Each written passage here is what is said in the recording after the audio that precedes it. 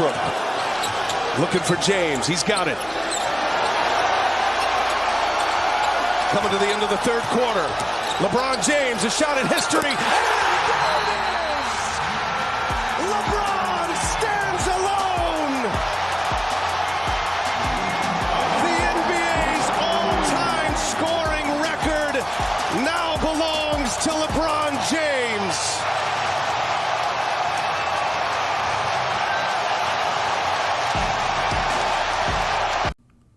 This is Nothing But That Sports Talk. Welcome to another episode of Nothing But That Sports Talk. Rafique Luzon alongside Ryan Walker, and a lot of crazy basketball action. And then we also building up to the upcoming Super Bowl matchup. It's the Chiefs versus the Eagles. So let's just start off by what happened recently this past week. Was this guy right here surpassed Kareem Abdul Jabbar for the all-time scoring record in a loss against the Oklahoma City Thunder. Thoughts?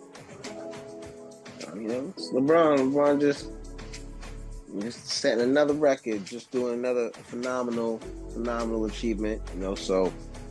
Flowers, shout out to LeBron, one of the greatest, if not the greatest, ever to do it on an NBA platform.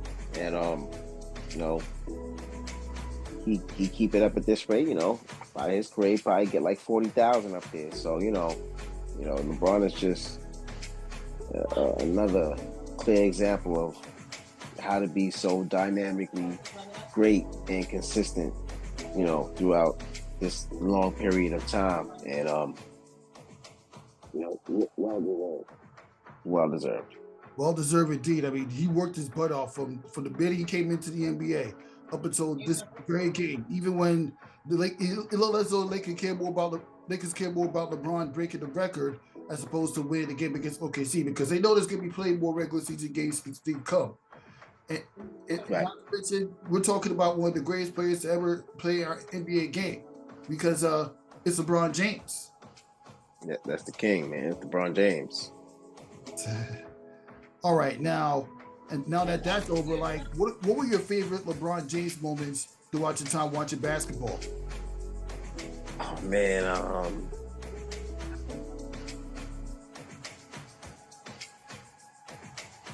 There were a few, but I'm gonna tell you when I was definitely locked in from high school, sold on him, and the first few years definitely like LeBron fan. I was a big Carmelo fan still too. I was like, no, LeBron is special. Even when sometimes people see certain things like, yeah, you can do this, he's big, he can run, he can jump, he can't really play. I was like, nah, watch it's gonna happen over time. But what got me locked in. There's a few I'm going to mention, but what got me locked in completely with LeBron, and most people would say, but when I watched the whole level was the year of 2007 when he had a few years in the league, got to postseason a few times, get out the first round, losing, but this year with 2007, he reached a point where, LeBron has so many times where you see in his career, like he's reached the highest level. Like we can look at him now and be like, yo, he probably reached the highest level and he's the end of part of his career.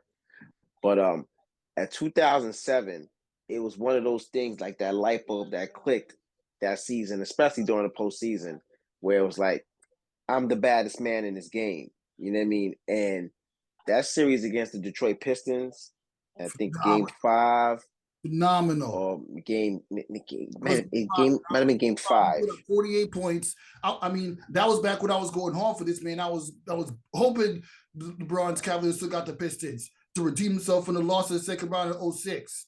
They should have won the series that time, but whatever. I mean, he was. I've seen a lot of great performances, in person, on TV, watch the games, whatever. But that performance in NBA history, to have 29 straight points from fourth quarter all the way going to overtime, and just literally, and he put an end to that the Detroit Pistons, that grit and grind run. You know what I mean? Because they had a title. They probably should have had a year where they debatably should have won a title against us for the Spurs against 7, but they didn't get that year. And then they were still part of that last regime to see if they could get a chance to go back and compete for one. and he was phenomenal in that series. In that game per se. Also the game, of course, against the Celtics, where he had like 50 something when he's in Miami, he had 40 something. Yeah, they were down. I believe it was 2012. They were down 3-2 in that conference finals. Yes. To win. I remember that. So, man, anything with LeBron James after the 06 playoff run, I'm gonna remember it clearly. Clearly. Like seriously, this man, it was around 06 or 07. LeBron James became my favorite player. He's a stud. Like literally. There was a year against the Bulls when the Bulls had beat them the 3 games to 1 in the regular season. I think the Bulls had like the best record that year. Rose even was the MVP, the youngest MVP to ever win MVP history. That time where the Heat got the last laugh of the conference finals, he stuffed Derrick Rose at the buzzer in Game 5. He was that series too. Like see, people don't. I remember certain type of series. See, after Cleveland, it was like if he did good or bad in clutch moments or non-clutch moments, which I watched a thing on what JJ Redick was talking about the other day, which I always stand like, how can people not call him clutch or such and such, or or sometimes as much as I think Skip Bayless is intelligent, sometimes we let Skip Bayless's rhetoric polarize us too much on things that he feels personally more and finds a way to twist the way of the reality of it and go from there. But nevertheless, in that series against the Bulls, he was really good in the latter parts of the game. I'm talking about making mid-range shots, threes, even free throws going to the basket. He was phenomenal. I remember even a series different time against Cleveland, he made a shot from the corner for a buzzer beater against Jimmy Butler. You know what I mean? Like, you know what I mean? Like 2 nights after Derrick Rose had a buzzer beater with it off him. Off the backboard, right? So he's had so many different moments. That floater shot against my second NBA team, my original hometown Toronto Raptors, that buzzer beater shot, that shot was phenomenal. And I tell you, another series he was existential in. The year the Atlanta Hawks had the best record in the NBA, in the Eastern Conference. Yes, with Joe Johnson and all them. He ran through the Atlanta Hawks. That he made the Hawks look like they were nothing in that series, like nothing. And I think, because that was excluding about 2-3 years ago when the Atlanta Hawks went to the Eastern Conference Finals, right, against the Bucks.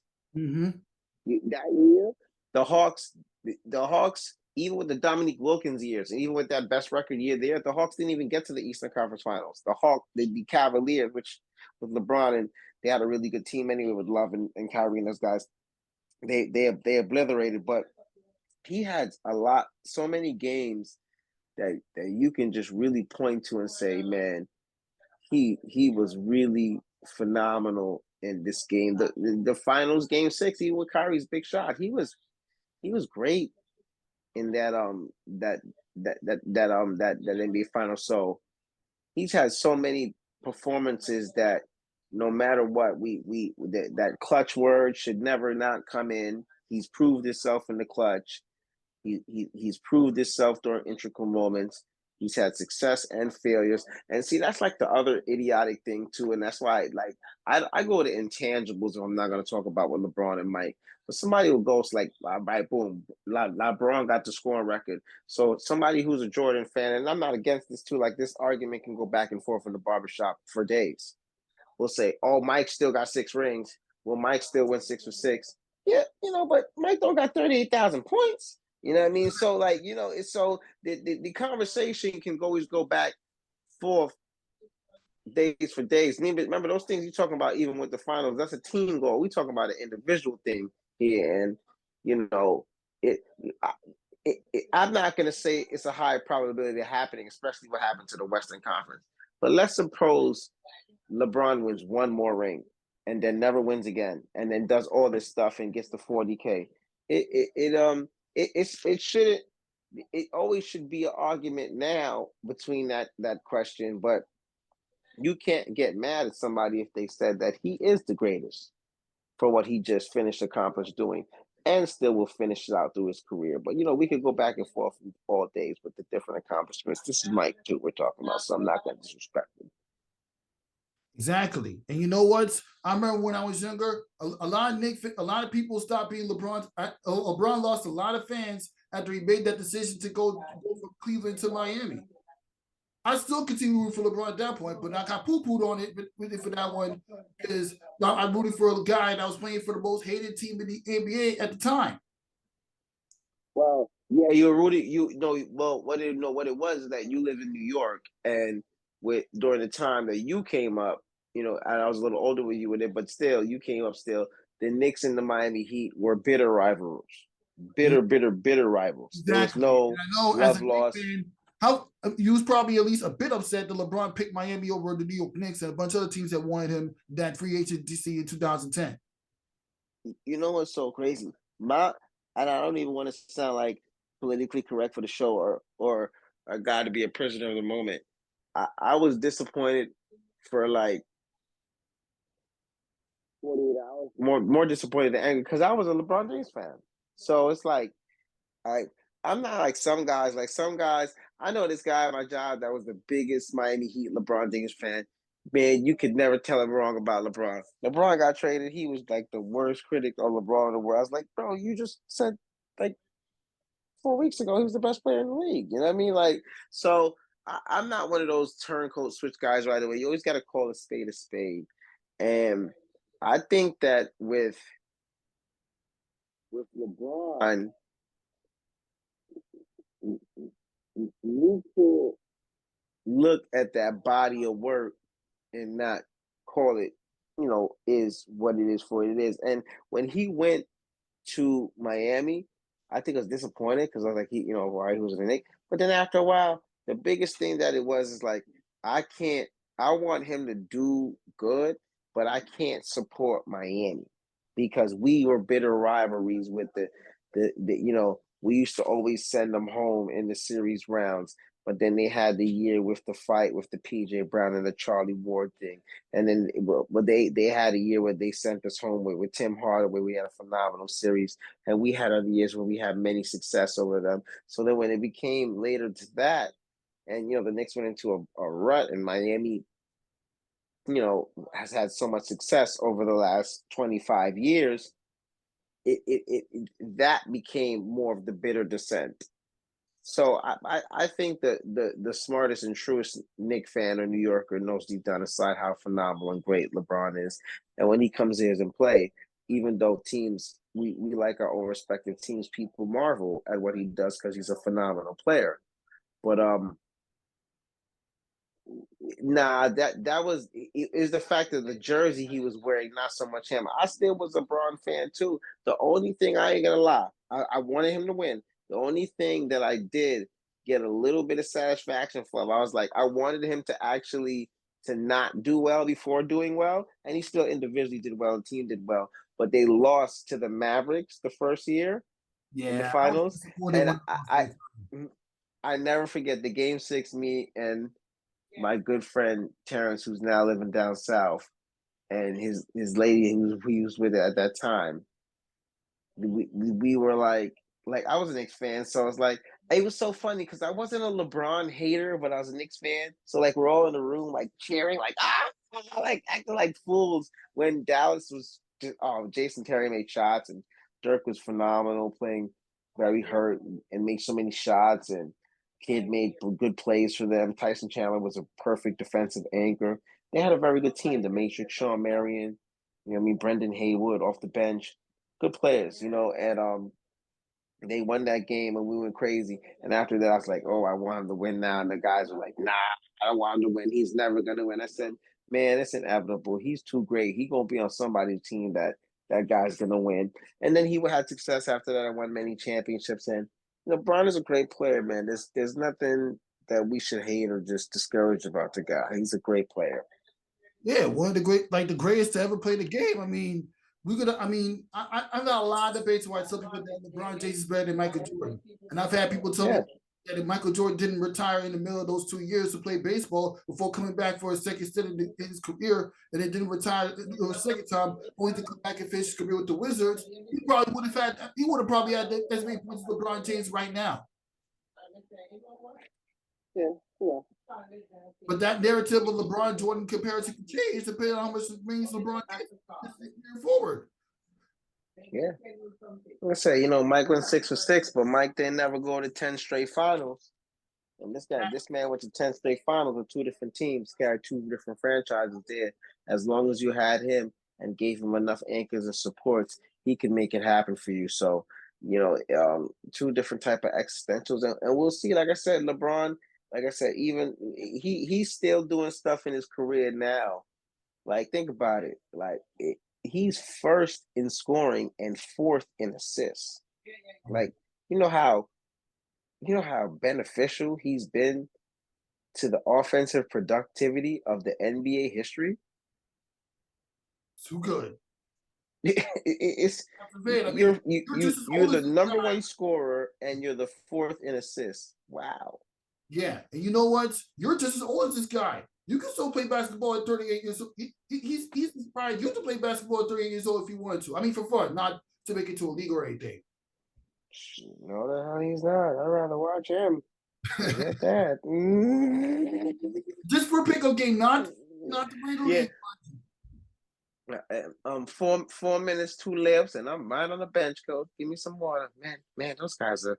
I think that does show you, like, I'm his same age. You're right, and these guys are great athletes, bro. Scary. Now, even though he's playing for a Lakers team that's really below average, and while we're on hopefully that changes. Well, that could all change because as you transition to the trade deadline that happened, the Lakers got back the edge of Russell and sent Russell Westbrook to the Utah Jazz. Thoughts? Oh man, that I love Russ. I think Russ is I love the way he plays. He's tough. He's gritty. He's going to be a Hall of Famer. Triple-double led seasons, many MVP, All-Star Game MVP. Many times. That marriage actually ended a minute ago. He did everything like a professional. I could tell you this much: he played his role. He played very well in his role. And coming off the bench, he did what he had to do. He might have had times during earlier in the year, a little before, where he made it clear he wasn't the happiest there, and some things weren't going the best. But he still was a pro and came to work hard and did what he had to do. And that marriage probably is going. I don't know how that's going to work out in Utah. I'm hearing that's a buyout, and I know in general Russell Westbrook is not a big fan of the Utah area, but maybe if it does work out, he plays there. Maybe he does need that breath of fresh air. I tell you this much: he could go to Utah at that mid-level market, and Russell still got very good years left in him. He can go there and do something down there. You know what I mean? With a team that's kind of like young, but kind of got like certain little veterans there too.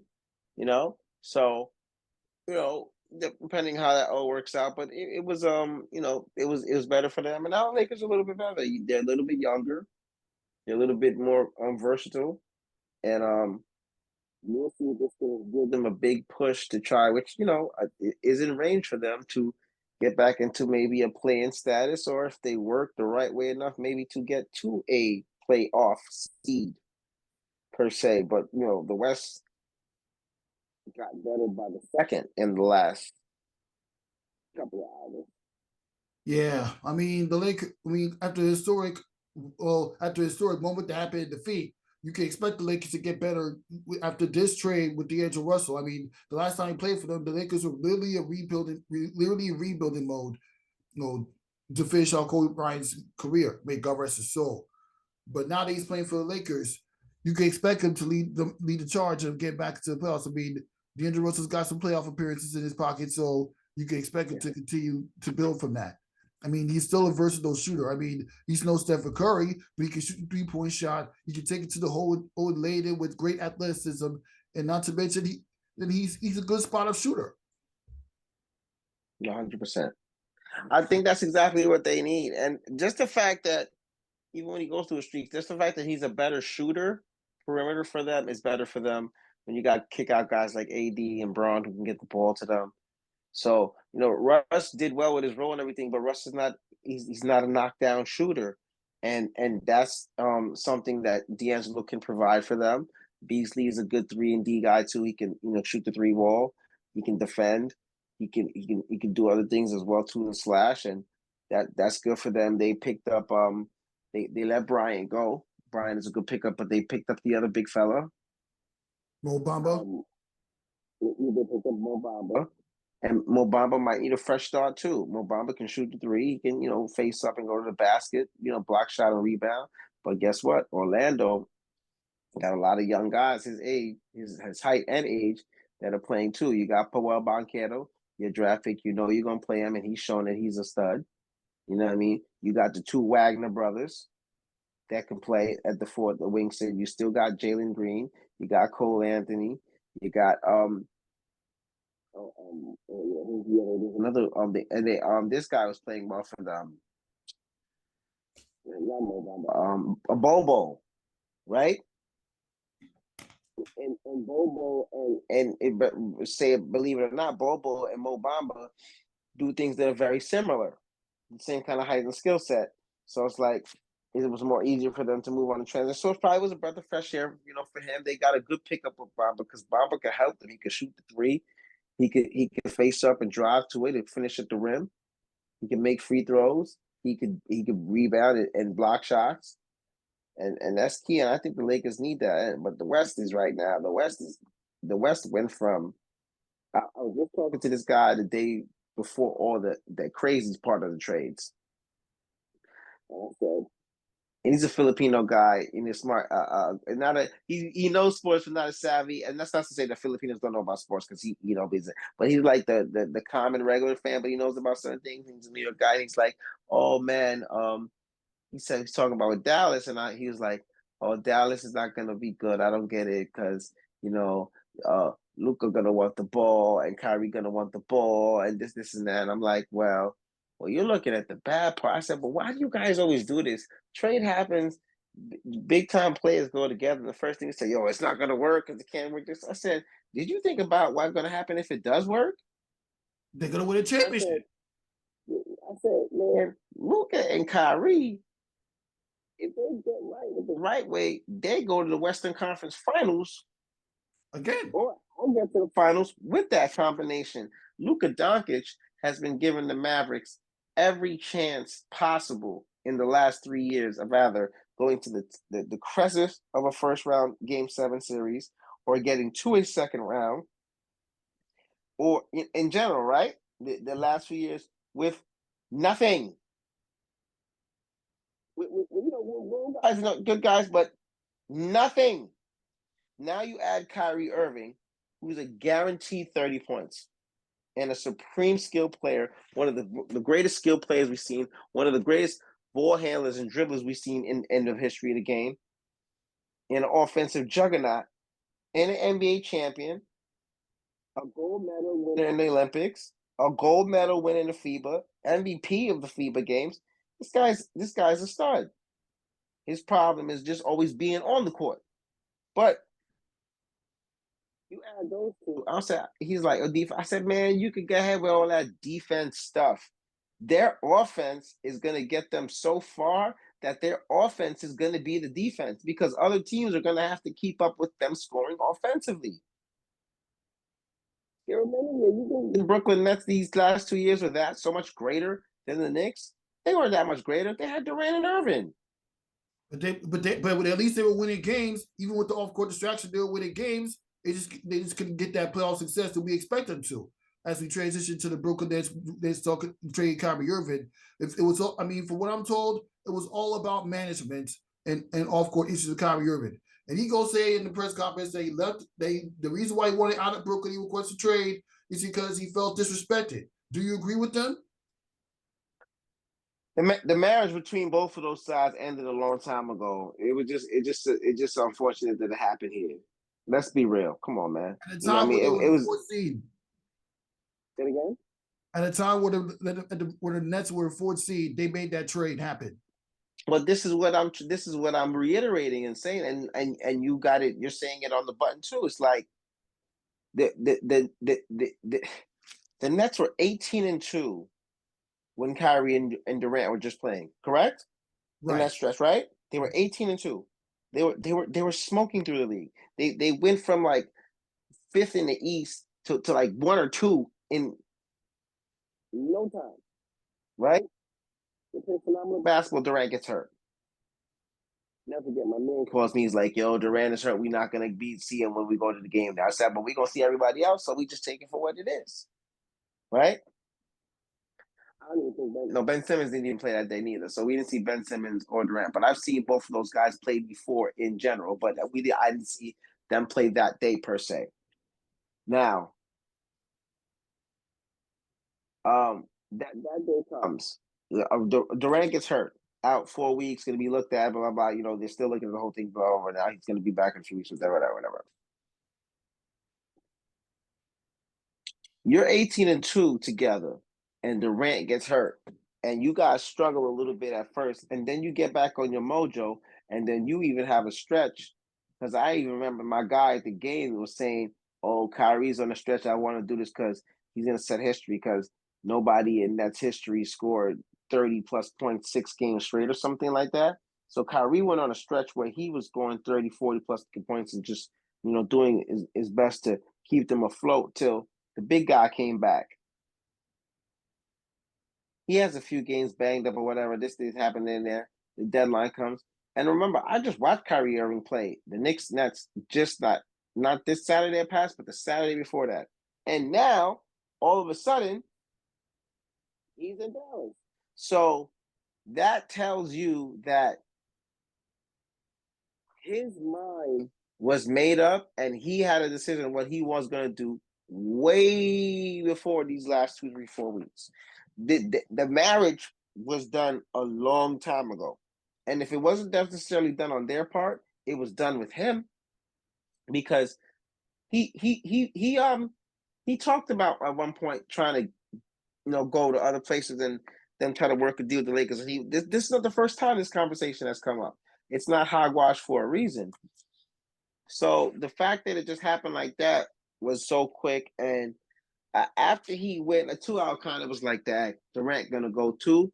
I thought the Nets still had some premise to say. I thought the Nets were like, what, we were rid of him. We're just gonna work with Durant and the other guys that we got in the kids. And I don't think that Durant. I'm not gonna say that Durant didn't want out, but I don't think it was a big deal for him if he would have stayed. But I just think they just probably decided that, like, what's going to be the sense? Like, we keep Durant here. We might as well add something with him to make it a contender. And if we're not going to do that off top, we might as well do him a favor and do us a favor by sending him somewhere where he can have a chance to do it and we can get something in return. And once again, like you see my post, the Brooklyn Nets are absolutely just dismantled. Yeah, that's a fact. Sorry if I sound, I think I'm just gonna have a long day. But anyways, all I can say is this is crazy. I mean, at least the Brooklyn Nets managed to get back Spencer Dinwiddie in the Kyrie Irving trade. Like Spencer Dinwiddie was part of that whole surprise run to the playoffs in 2019 in the first place. And then they added a guy like Finney Smith. You added Markel Briggs. He should be all right, I guess. But this is going to be tough because Kyrie Irving, he did a lot. And he said the only reason why he requested that trade because the Nets didn't want to trust him with a long-term extension. They basically taking Stephen A. Smith advice and tell him give him 1 year at a time because he's phenomenal talent, but don't commit to him long-term because he doesn't show up to work. He only shows up when he wants to. And that's where both parts have both points that are good. Like I agree with a lot of things that Kai said on his side, but you got to understand their side too, where you if they go give you 4 years off top, before the deal is in, and they don't feel comfortable that they can at least say, "Dag, at least 3 years or 2.5 years, we're gonna get." You think about injury. Let's say 3 years. We need, like, you don't want them to put stipulations in your deal like, if this don't happen, this don't happen. You want them, and both sides want to feel guaranteed that both sides are going to do everything they can 100% to earn their money on the deal. And if they can't feel like that on there, and where they're millions or billions of years, and listen, Kai should be happy. He was a Brooklyn Net and got a lot of money to not play a lot of games. That's what I will say. You know what I mean? And at the end of the day, that was their position, and I feel them. I know, like, I'm looking at this through a whole different realms. Like, I'm thinking, like, I'm glad they wasn't a Knick. This Knicks fans, man, we would have never let them hear the end of that. Because at the end of the day, we've been so inept for years that we want our guys that we paying all that money to be on the court and playing. The Knicks have been more healthy than the Brooklyn Nets, but yet the Knicks came. They only had one playoff season to show for it in the past 9 years. Yeah, and see, they chose the best place. I promise you, even with other mid-major markets, they chose the best place in the world, preferably Kai, to do that crap and get away with that crap. Yeah. Because Brooklyn, and this is no shot to you or the true, like, Brooklyn ballers, mod frame guys, and guys that are Brooklyn core fans from Brooklyn. But Brooklyn Nets fans are not they're not there's no lineage to that fan base. You understand what I'm saying? Like, you've been to a Brooklyn Nets game? Yeah, hundreds of Brooklyn Nets games. I went to the first game opener in 2012. Let's just be honest and demographically straight up. The Brooklyn Nets fans that are there are not like that true Brooklyn Nets fan from Brownsville or East New York or Canarsie or Bed-Stuy that dies and breeds the Brooklyn Nets, or maybe was most likely like Knicks fans before, or a little bit of both. So they really down the core Knicks fans. Like, we go to the barbershop and behind corners and we know the guy that played 32 years ago and this is that. Like, they're not that kind of fan. A lot of the Brooklyn Nets fans are there are the new Brooklyn people, that the gentrification in Brooklyn and everybody that come to the game. You got a few descendants from the Jersey, but the Jersey fans that are Brooklyn Nets fans that or were New Jersey Nets fans or really core fans don't come to the Barclays. They stay at home and watch it. So you got a lot of these Brooklyn Nets nucleus fans that are not core fans. You go to the Garden for Knicks games, those are Knicks fans. You understand what I'm trying to tell you? You go to Philadelphia to the Sixers game, those are Sixers fans. You can't ever change that. Like, the Knicks played Orlando the other day. In Orlando, right, because in Orlando, that's not a basketball metropolis. I ain't gonna lie to you. In Florida, they don't care about basketball unless they winning. They don't care about it in Miami. Even when Miami is winning, they'll fill the seats more. And even by the time the fourth quarter comes, they gone. They're on the beach somewhere, hanging out. They're in Miami. Even the years of LeBron and Wade in them years, those were always filled out seats because they had 3 stars that they're going to come and see. But let the Heat be blowing them out by 25 points in the third quarter. Those seats are empty in the fourth. Because the fan base is not a fan base that's true to probably the sport. They're the descendants of the region of the place, but they're not necessarily core fans. So you go to Brooklyn Nets games, and the level of intensity and everything is not the same. I went to the Knicks-Nets game. There was just as much Knicks fans there. There was Nets. We both live in New York. The stadium's only 50 blocks away from each other, so I get it. You know what I mean? But there were just as much Knicks fans in the Barclays Center as there was Nets They were fans. facing each other. It's supposed to. That's how it is in New York versus New York battles. When it's Knicks Nets and the Knicks Nets play March 1st, right? Mm-hmm. They have a game later this month in February, and then after that, February something, right? Yes. Go look, and the next two games are at the Garden. Go feel the vibe, and go look at the vibe. There's gonna be Nets fans there, of course, duh. But I guarantee you, there's still gonna be more Knicks fans, and I guarantee the only way you're gonna hear more of a Brooklyn ovation is if the Knicks are getting their ass kicked in the Garden, and that's clearly shouldn't happen now because they don't have any stars unless Cam Thomas gonna score 200 points. Well, Cam Thomas went off for 40 points at least in the last 3 games, so he could be. He's gonna have to score 150 in one game to beat the Knicks now. But let's not forget, a lot of people. We get caught up on the hype behind Kevin Durant, and Kyrie Irving getting traded, and then the breakup with the big three that only lasted together for 16 games. You forget the fact that they still got Ben Simmons. It's understandable because his numbers are garbage. Ben Simmons He's trash. This James from the Philadelphia 76ers. But you know what? Now that he's running the team, he should get back to being the Ben Simmons we know and love. He's trash. It's gonna take a while. Let's be fair. He's trash. He doesn't want to shoot.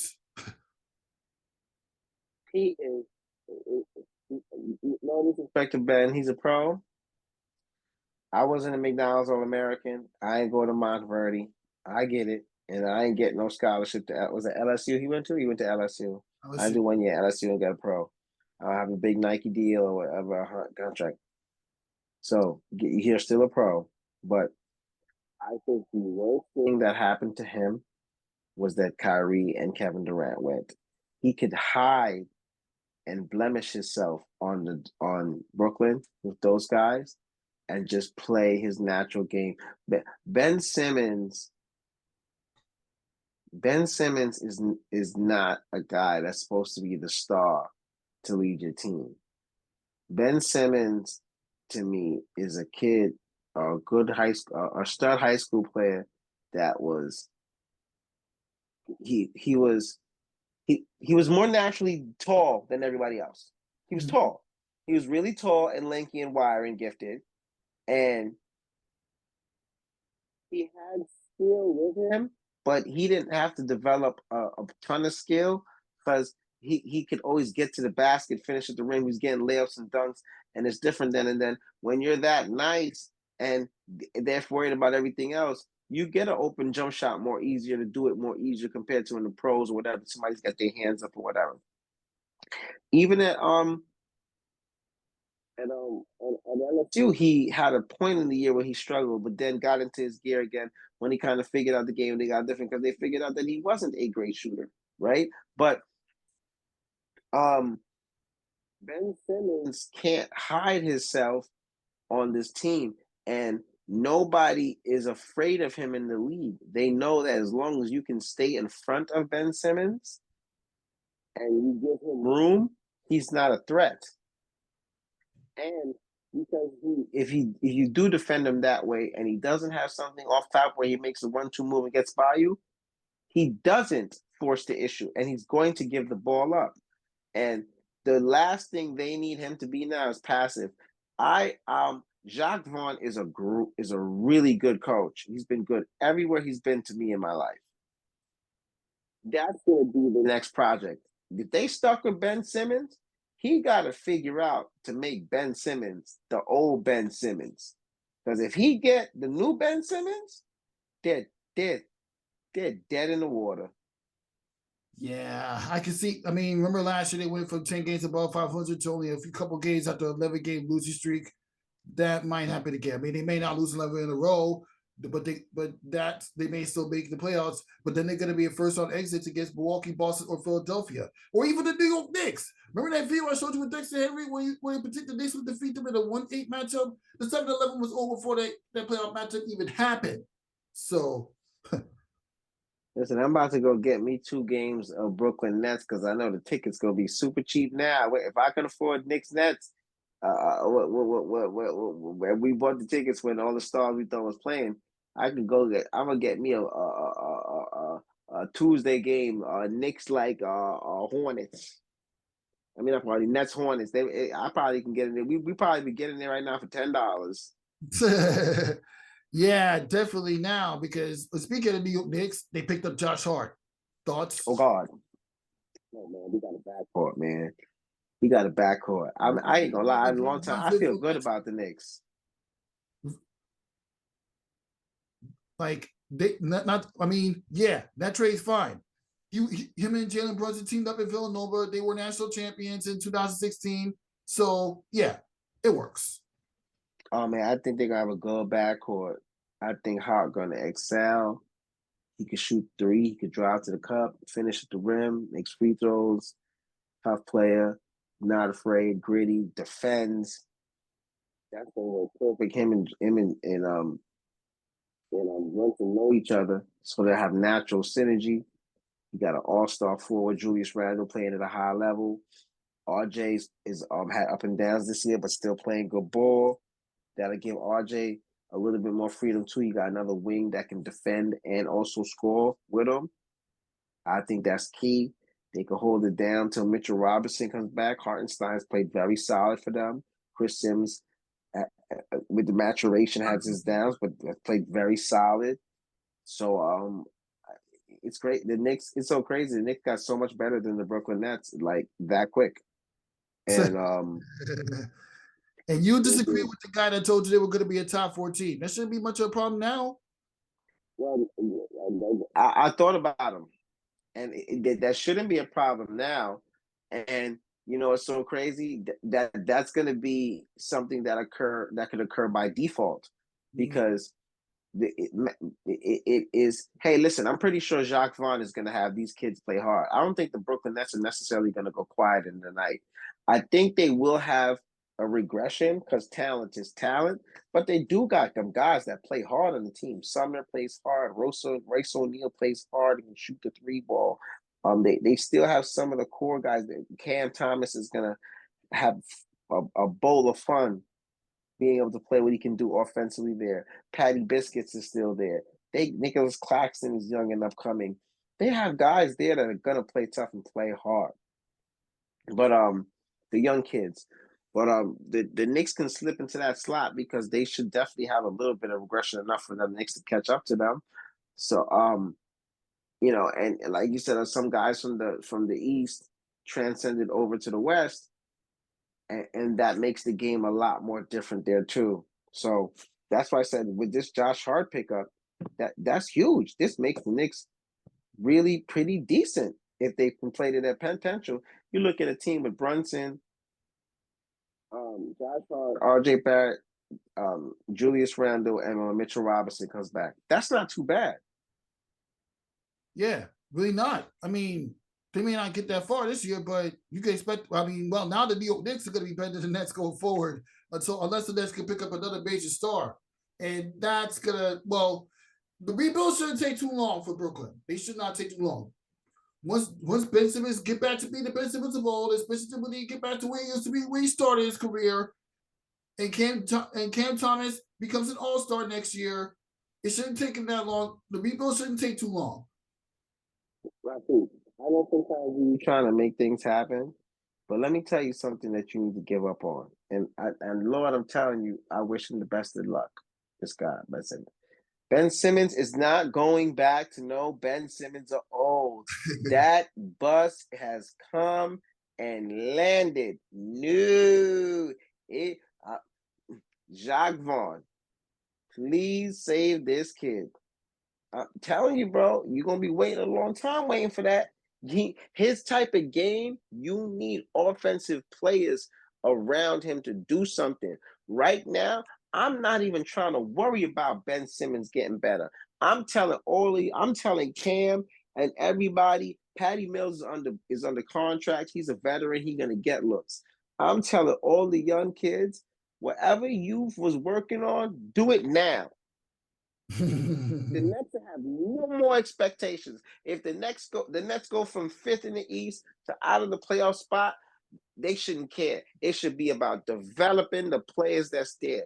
Let's find a way to develop Cam and make him a star. Let's give Watanabe more time and let him be not only just become a spot-up shooter, can prove that he can slash and drive to the cup. And if he's lacking defensively, let him learn. Let him get killed in order to get better. Let them. Who else is Nicholas Claxton? Let him play 58 minutes. He gets fouled out. Who cares? Let him play. Let him develop. Let him learn. Who else? Is Joe Harris still there? Yeah, Joe Harris is still there. Let him play just to play. He getting paid a lot of money. They ain't trade him, right? Well, he got to play just because he getting paid. Let this guy Summers get 1 minute. Yeah, he show he good. Sumner, shoot every shot. All the kids, man, if I was Jacques Vaughn, I'd have fun with this team. Listen, if you're under 25 years old and I put you in the game where you start, if you don't shoot it when you open, I'm sitting you down. Because how we all going to be able to evaluate what you couldn't be if you don't do it? Shoot the ball. We don't got no expectations. We're not going nowhere. We win in the East. We're not winning the East. We're not winning the East, but they are the 50. Would you stop it? They're not. Listen, if things don't go the right way, Brooklyn might not win another game the rest of the year. if it really turned that bad, they might not win that much more games. And if it turned that bad, because you just took 70 points off the team. You got a point. You just took 70 points and you put two guys on your two guys off your team that make the other 10 guys look that much better. You got a point. You ain't gonna get all them open looks you was getting before. And TJ Warren but left 2 in that trade. He's not a scrub. Marquise Morris, who's a veteran card, can shoot the left in that deal. So now it's all kids. Sumner, Thomas, Royce O'Neal, Nicholas Claxton, whoever. Man, this is y'all team, all right? The next 5 months, have fun. I ain't even gonna guarantee I might not be here in the next few months. I'm just telling you that for these couple of months, we have nothing to lose. You're open, shoot it. If you're open and you don't shoot it, I'm gonna sit you down. That's a fair fact. That's a fair fact. We'll probably get more of this conversation with Jachine Cook on the show because right now he's just like literally on his way. But let's transition to another story that happened when the ball with Brooklyn, and it involves a team of the WNBA. And me and Jeff Chain talked about it. Let's calm down the hype. We talked about this. The Liberty picked up Breanna Stewart. The Liberty picked up Courtney Vandersloot. That trio, that the Fantastic Four, Sabrina, that Scoop Pananja lady, Courtney Vandersloot, Breanna Stewart. We can't forget Jocko Jones. That started 5. They're going to the WNBA Finals against the Las Vegas Aces, or at least I hope so. Bucket. I mean, I know we talked about what good Breanna Stewart will be if she goes to New York Liberty, but now that the deal is official, what were your thoughts when you saw that when I texted to you? I will slap both of us twice. I will slap me. Are you kidding me? I have never been so elated. So enjoy Stu York while it lasts. I am so happy for New York women and New York Liberty basketball. Man, they're gonna be so scary good. Vocabulary. You are so happy for Stu York basketball. Yeah, Stu York. We welcome to Stu York, home of Vandersloot Avenue, Jones Conduit, Sabrina Way. No, pardon me, Laney Way, and Sabrina Rockaway. That's how we're gonna label it. You right? They're gonna be good.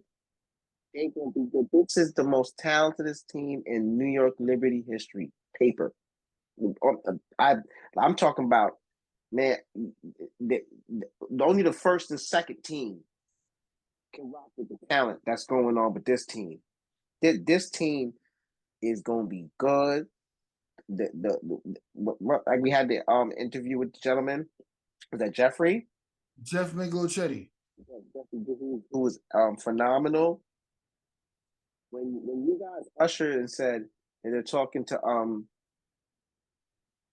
my girl, that Breanna, and I was like, whoa, I was like, listen, that changes everything. They get Bree or they talking to her. That's a whole different ball game. This is a franchise chip that you put into your piece, to your team. So that with Bree, Janelle, that makes them a formidable backcourt. Laney's gonna get busy. Sabrina has come into her own. It's gonna be so much more easier with all those girls she's gonna have around her. Vandersloot is a big time shot maker, a champion, a dog. You still have Dee Dee Richards, right? Who I love Dee Dee. I love what you picked up. I mean, they're good, bro. They brought back Epiphany Prince. You remember Epiphany Prince from the Taste Epiphany of the came back? Yes, she's back in the Liberty as a training camp player, though, but she's back. See that she gonna try to she probably make the team later on the slot. They loaded. Oh, see, Epiphany ain't crazy. She know what happened. She seen the vibe in New York. She won all them championships overseas, and then she said, "Listen here, I'm gonna come back to New York and try to get it." I mean, she only scored 100 plus points in high school, so she wasn't that good, right? At Murray Bertram. So I just see the Liberty and the Aces going to the championship, man. And I see that I think they could do it this year. It'd be very hard to beat the Aces in the first year if they get there. The Aces are not even so much Candace. They just you know what they loaded with. Yeah, they loaded, man. And not only are they really talented, but they're core players that are good went there and won a championship, so they know what that's about. With Aja Wilson, their guard play, they're phenomenal. Great coach with Becky Hammond, which if she did go, that would be so interesting because she used to play as a Liberty player and now she'd have to coach against and she's tough and gritty. So that would be a heck of a match. I mean, this is a lot of foreshadowing. So we all could be talking crazy and things can go the wrong way. It cannot work out, injuries, blah, blah. We get it. But, barring no injuries, Liberty basketball looking really good right now. Yeah, without question. And you know what? I was actually watching the conference, and they all talked about how much they happy with the Breanna Stewart and Courtney who all talked about how happy they were to join a team that's building a new culture with all these particular players. And Breanna Stewart's from Syracuse, so we can't ignore that. Yep. Welcome home. Welcome home. I remember when you saw me cover the WNBA and you first told me about Breanna Stewart, how she came to Dyton Park, and how much you enjoyed watching her and like I couldn't even believe how good this girl is. Her jump shots is the world. I mean, probably going to talk about it if Interchain comes on the show because he was supposed to come on around this time, but he's just literally traveling right now, so he'll come on whenever he's going to settle in. If not, then we'll just wait a day to get his perspective on everything we just talked about. But yeah, a good spot up shooter. Not definitely tough. Yeah. Literally. They got a good squad, and that's going to be we're going to see good summer basketball from the WNBA Liberty. Mm-hmm.